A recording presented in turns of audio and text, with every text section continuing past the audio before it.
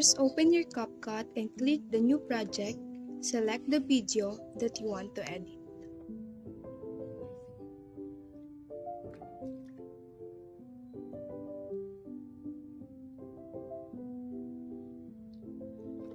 If you want to cut the video that is not important, just press the split and delete.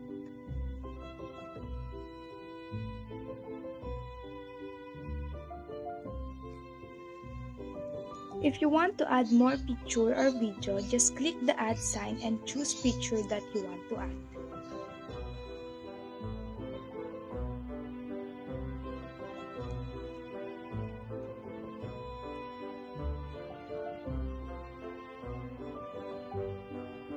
To add voiceover, press the record and start saying what you want to say.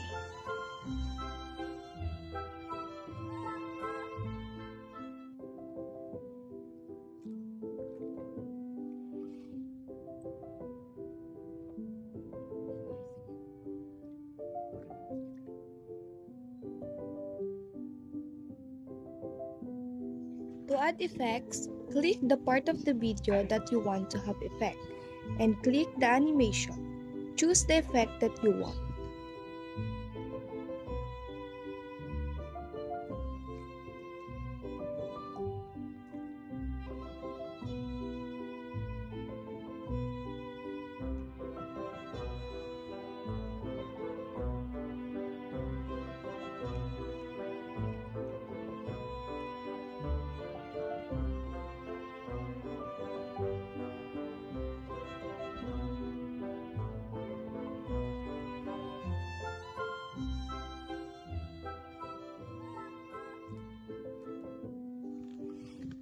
To add sounds, click the audio and find the extract. Select a video you want to use its music.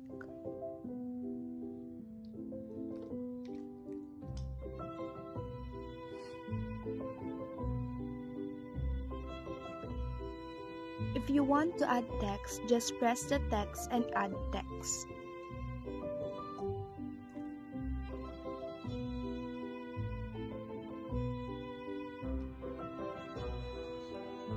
You can change the fonts, styles, effects, and animation.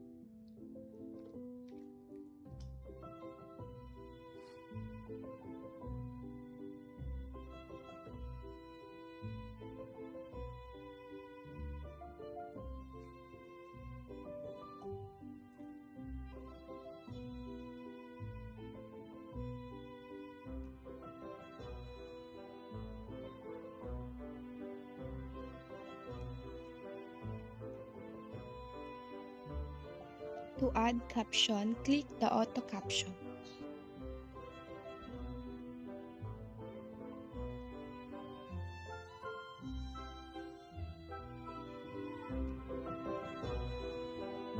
Once you're done, press the export and wait until it's done.